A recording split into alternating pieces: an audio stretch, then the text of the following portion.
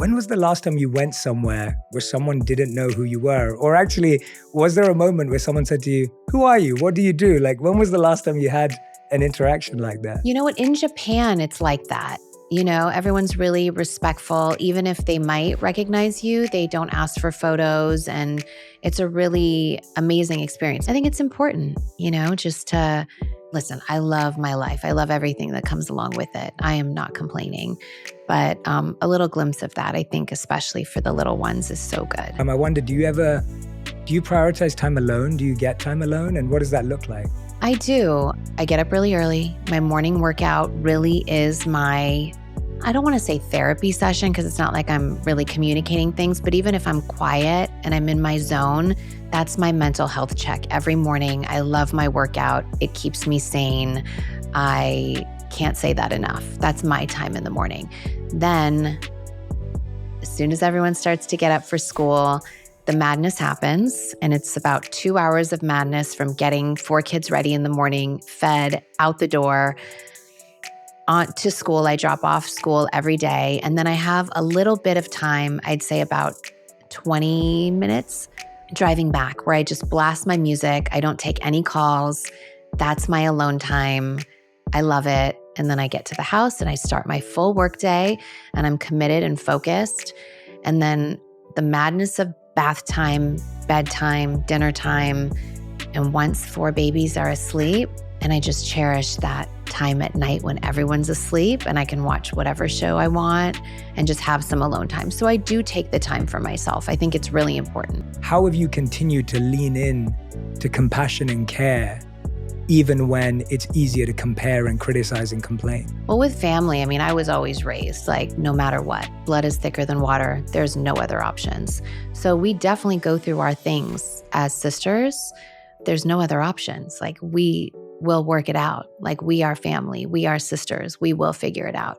And I think you just have to, I think also more compassion comes with age and the more things that you've been through. And especially, I think, my heart has opened up so much in that space, just spending time even with people behind bars that I'm fighting for. And I might not have even had the slightest idea of what someone's gone through or even understood taking the time to listen to people more than maybe speaking and making it about yourself. And my compassion has just grown and my empathy has grown on another level. You can't really judge people for their pace on when they choose to really want to dig deep into their own compassion and empathy and when people choose to grow and evolve. But it's so nice to have people that support that journey and grow with you, because once you realize that this life really isn't about you and it's about helping as many people as you can, all these like doors open up for you and your mind just opens up. And it's a really great place to be when you feel like you have enough, when you would chase things for so long, and when you just feel content. It's such a good place to be, and it's such an like allows for so much more compassion. There's nothing worse when someone is like so woke and they're on this therapy journey and they expect you to be right there with them.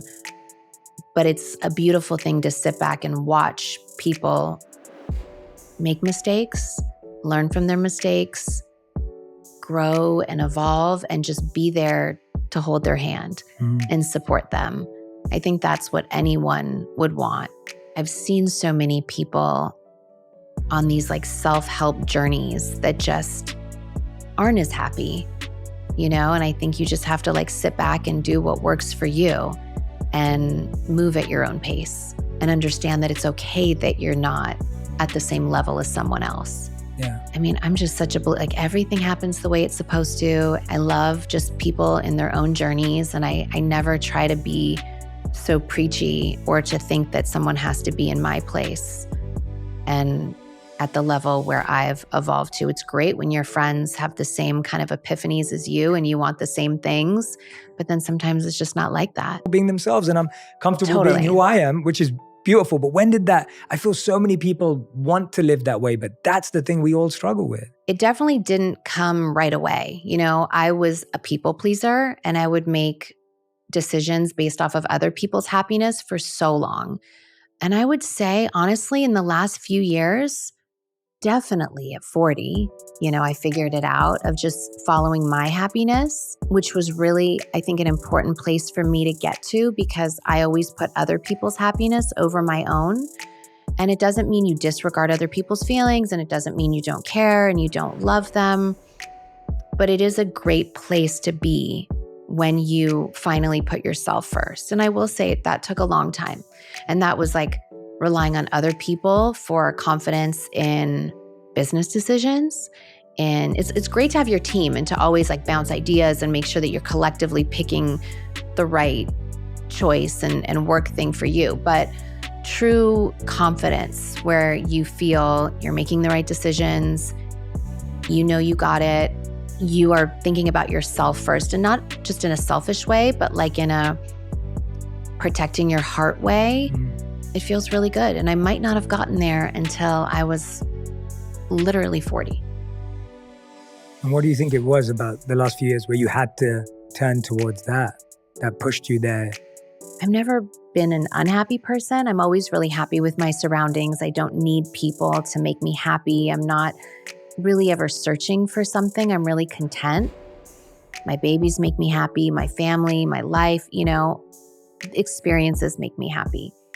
But when you just look around and when there's like tension and stress that is just not necessary from work, from relationships, from friendships, and you just decide to be still and not try to please everyone, it becomes just really clear. And you realize that you just want to be happy and you want to share this life and these experiences with your group of people that you trust and you love and who are super loyal. Like life is always going to be stressful and you can't control half of it. But if you can control what you put out and how you react to all of life's stresses and your response to all of that, and realizing that you could eliminate a lot of those stresses with making yourself happy first and choosing yourself, then you know you're on the right path. And once I did that, and once I chose to choose myself and be happy, so many opportunities just opened up. Things that I never thought in a million years would come my way.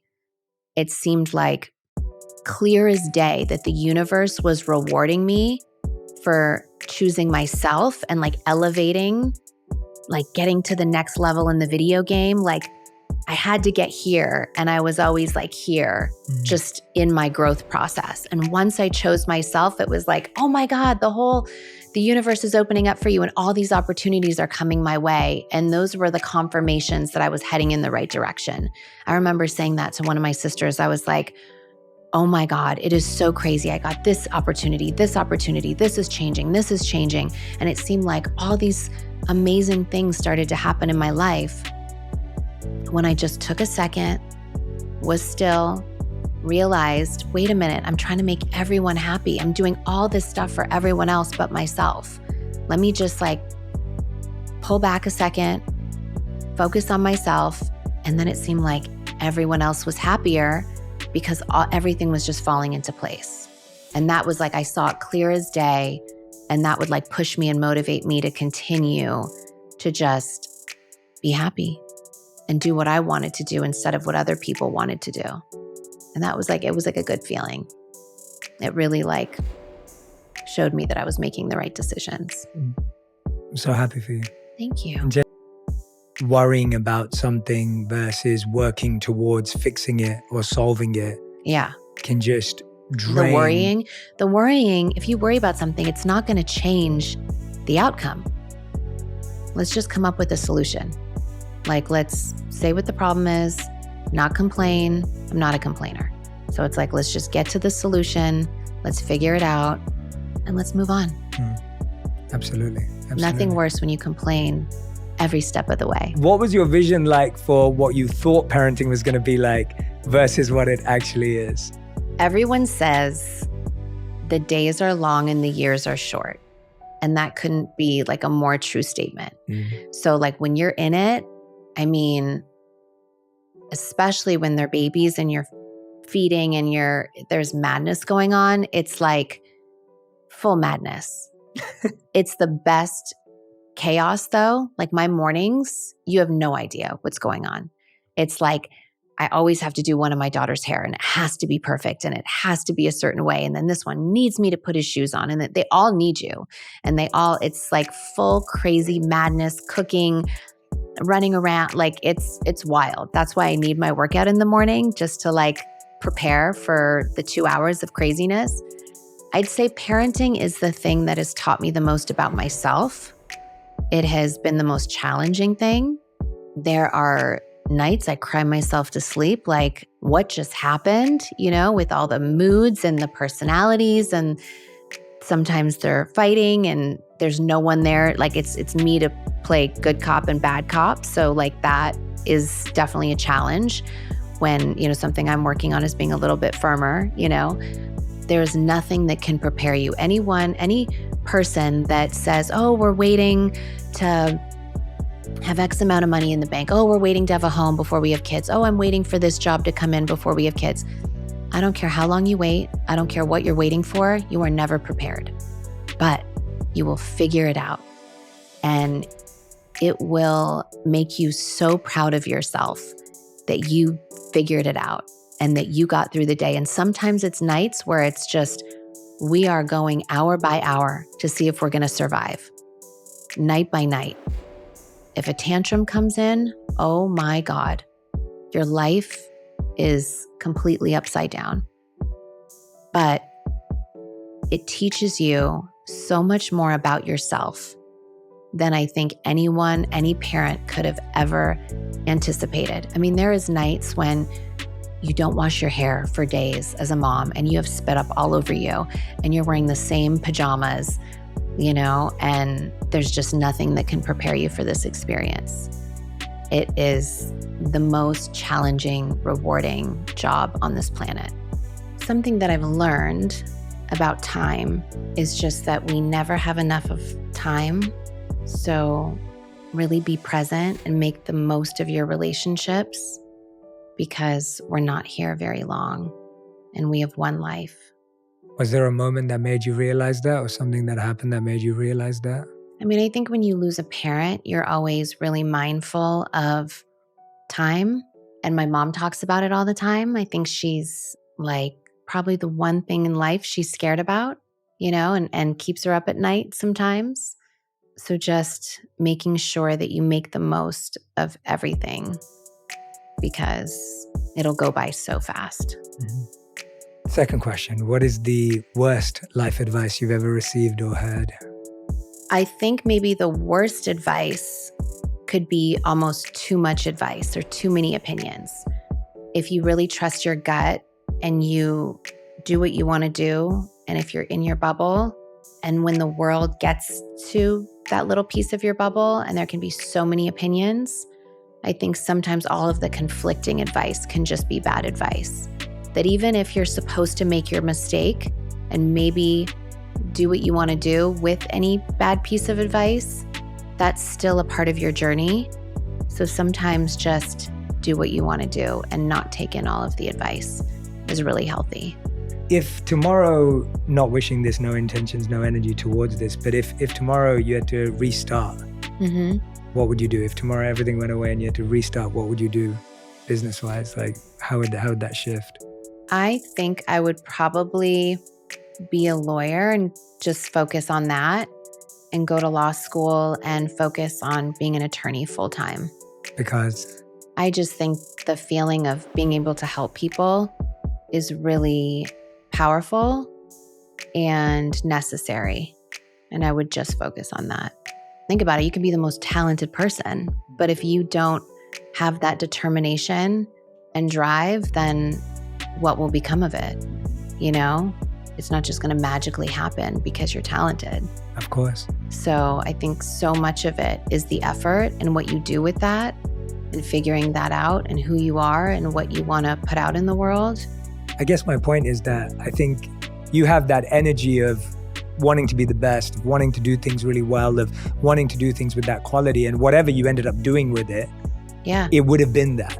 And it is that already. I mean, you're doing that anyway. You have to, no matter, even if this isn't the job that you want, no matter what it is that you're doing, you have to be fully your best. You have to put in 200%. You have no idea who's paying attention. You're at that place exactly where you're supposed to be at that time. There's nothing worse than someone that doesn't want to give it their all, no matter what it is.